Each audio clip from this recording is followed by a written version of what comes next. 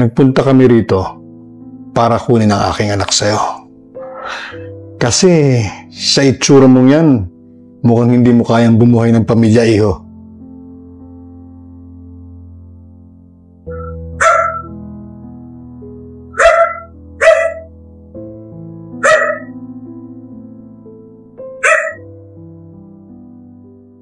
Babe, ano?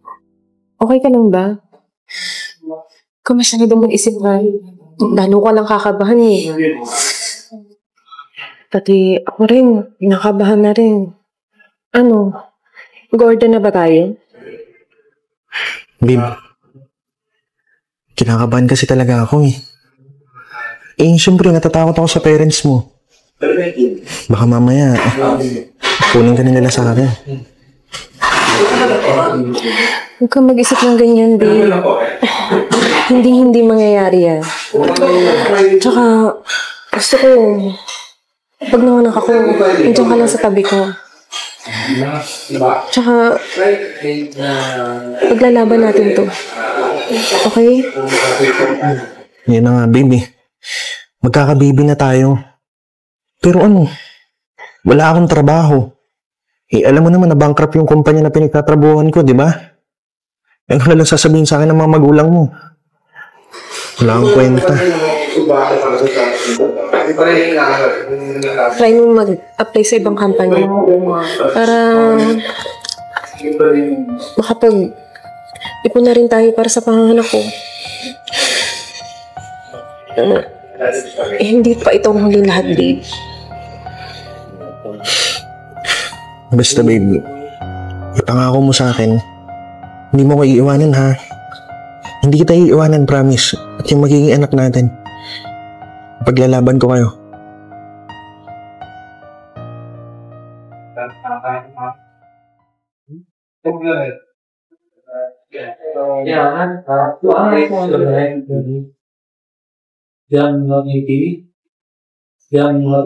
Oh, kumusta ka na? Ba't parang namamayat ka ata? Kumakain ka pa ba?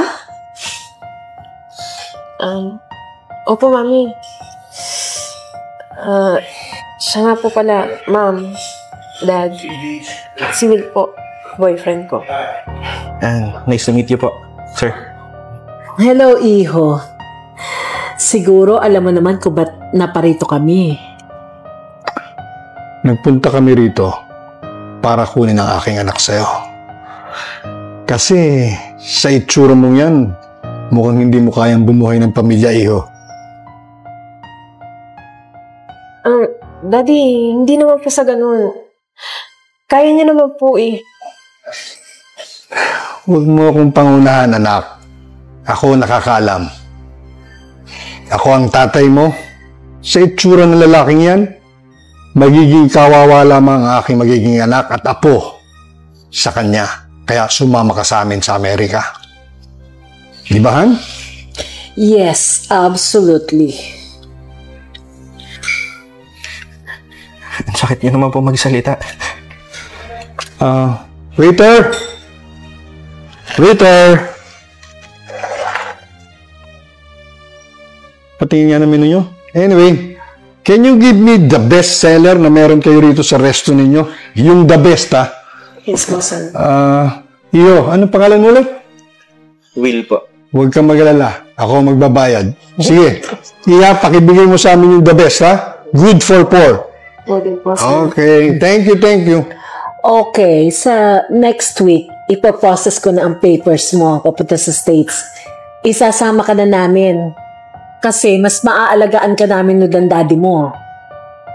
At ikaw, iho, matanong kita, meron ka bang trabaho? Huwag mo na sagutin. Kasi, by the looks of it, mukha ka namang tambay at palamon lang sa bahay. Ma'am, huwag naman po kayo magsalita ng ganyan. Hindi niyo pa po kilala si Will.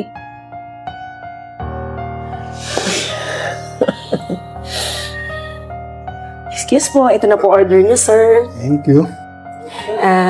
Chef, may gusto pa po ba kayong idagdag sa order nila? Chef? Did I hear it right? Chef ka? Yes, ma'am. Siya po ang chef namin sa restaurant na ito. Sa katunayan po, lahat po ng inihain ko sa inyo ay recipe niya. Chef, may gusto pa po ba kayong idagdag? Hindi. Okay na po. Okay na po lahat. Salamat. Enjoy your food po. Excuse po. Thank you. Thank you.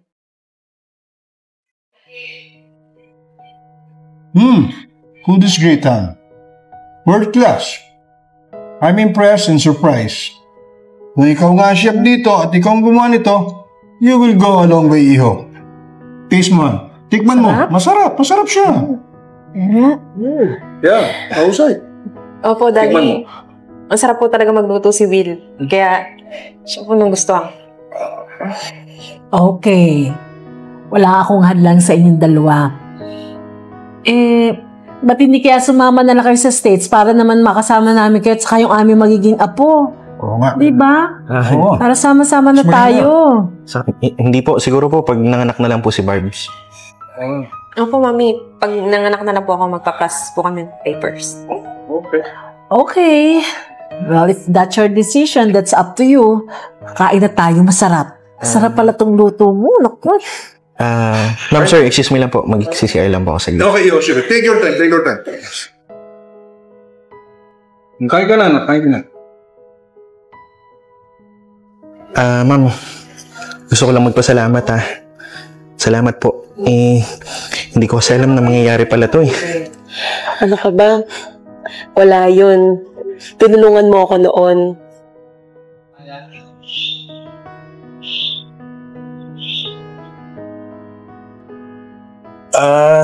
Miss, nanghintay ka ba?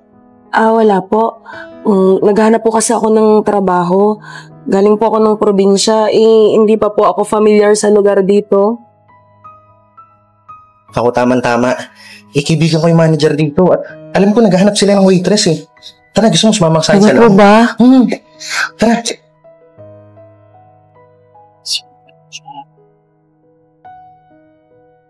Ngayon, ikaw naman ang tutulungan ko. At saka, narinig ko kanina pinag-uusapan niyo ng asawa mo. Wala ka na daw trabaho? Oo eh. Na-bankrupt kasi yung kumpanya na pinagtatrabahoan ko dati. Naghahanap na nga ulit ako eh.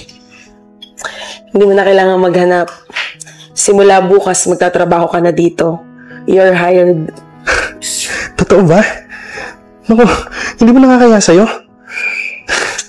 Maraming salamat po ha. Salamat po sa tulong. Sige na. Bumalik ka na doon, baka maubusan ka na nila ng pagkain. Sige po. Magsi-CR po talaga ako eh. Pero mamaya po babalik ako. Maraming salamat po ulit ha. You're welcome. Mauna na po ako.